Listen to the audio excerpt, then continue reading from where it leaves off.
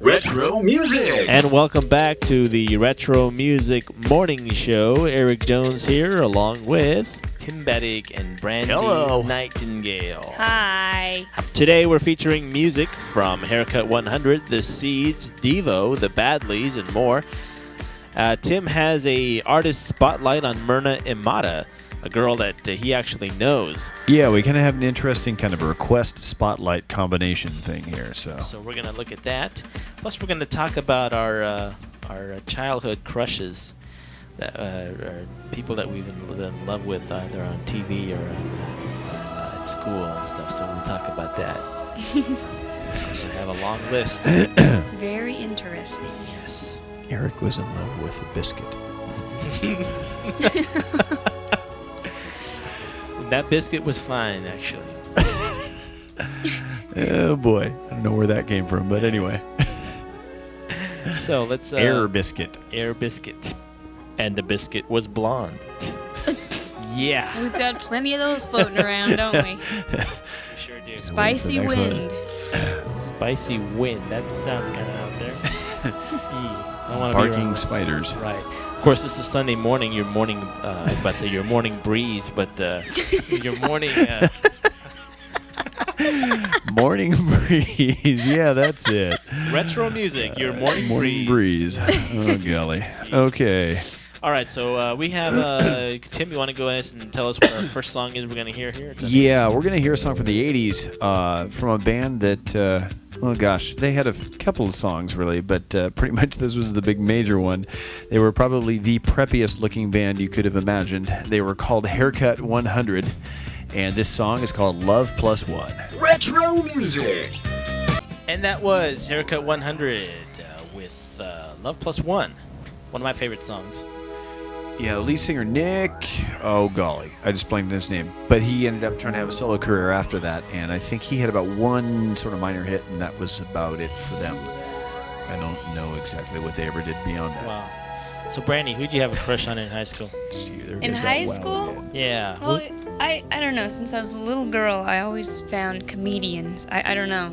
I mean, I loved comedians. Big surprise there. I don't know. So in high school, it was totally Jim Carrey. I was absolutely in love with Jim What do you Carrey. mean in high school it was totally Jim Carrey? It still is totally Jim Carrey, isn't it? Not really. Not really? Okay. I'm kind of over Jim Carrey now. Oh, you are? Yeah, he's kind of dating someone now, Yeah. so I don't have a chance, and it's not happening. But when he was on In Living Color, I tried so hard to be on the show. I tried out for the Fly Girls. I was 17. They wouldn't let me in. I tried everything I could. Didn't work. Well, I tell you what, half of the women I liked are all married or dead. But, but that's okay.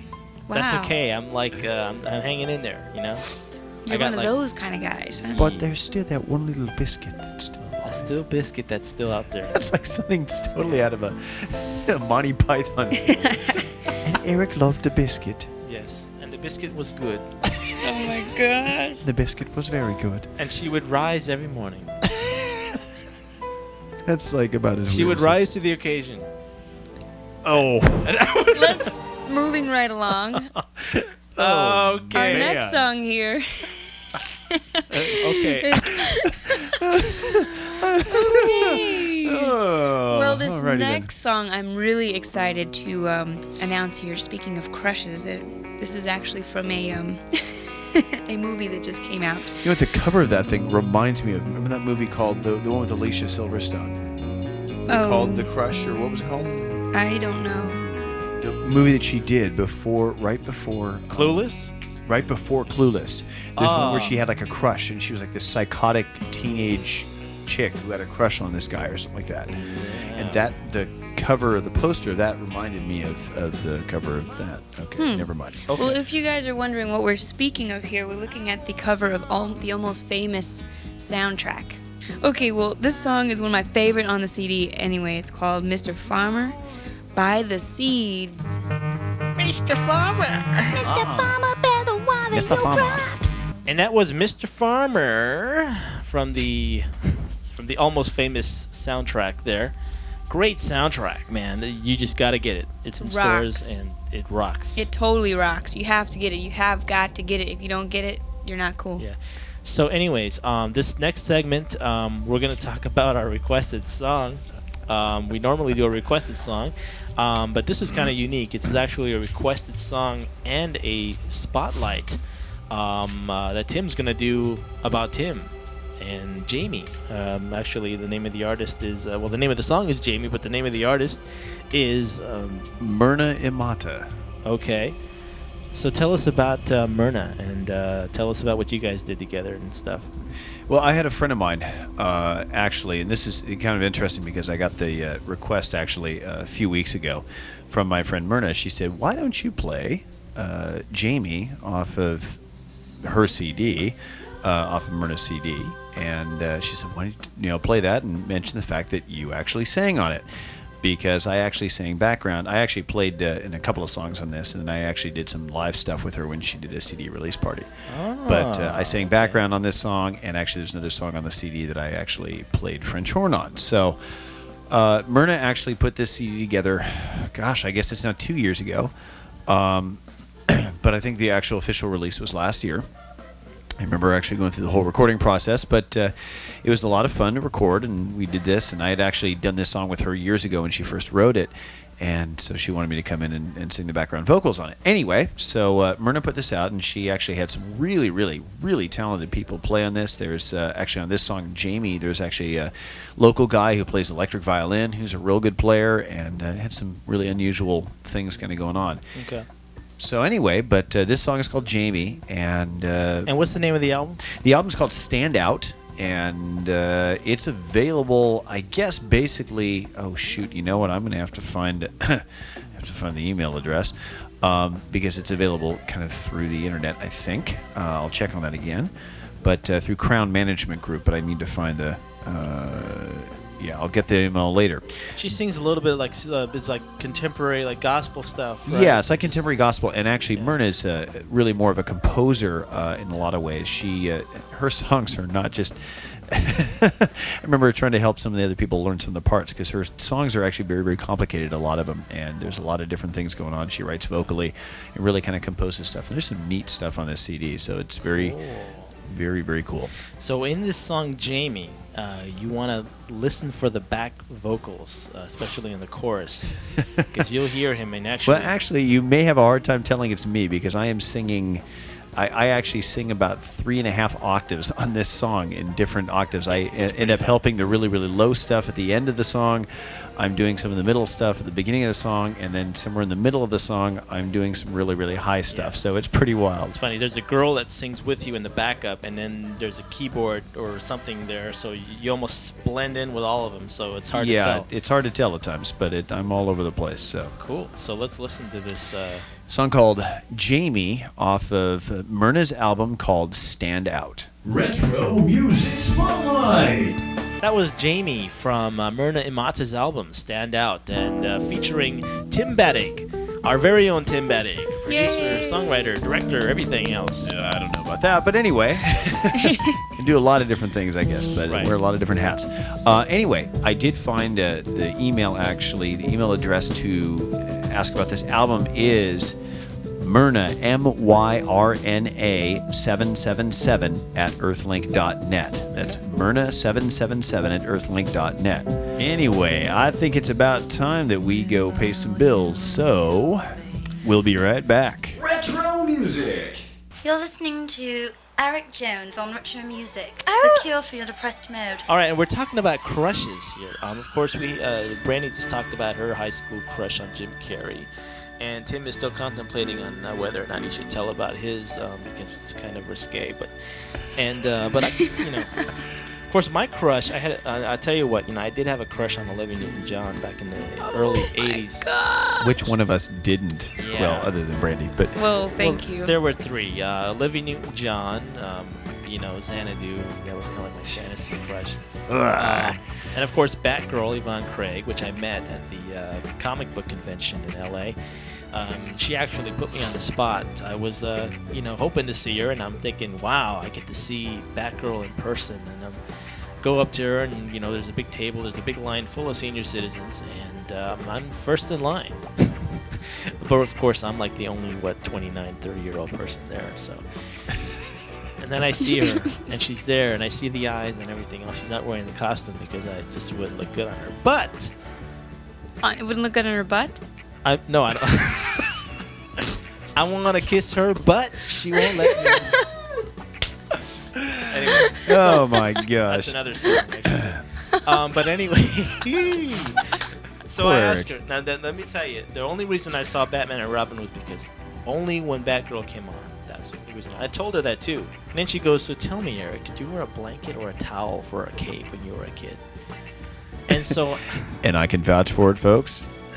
well, I am not. He gonna wears a tell you. towel. Actually, you know what? It wasn't a towel, and actually, it wasn't even Batman.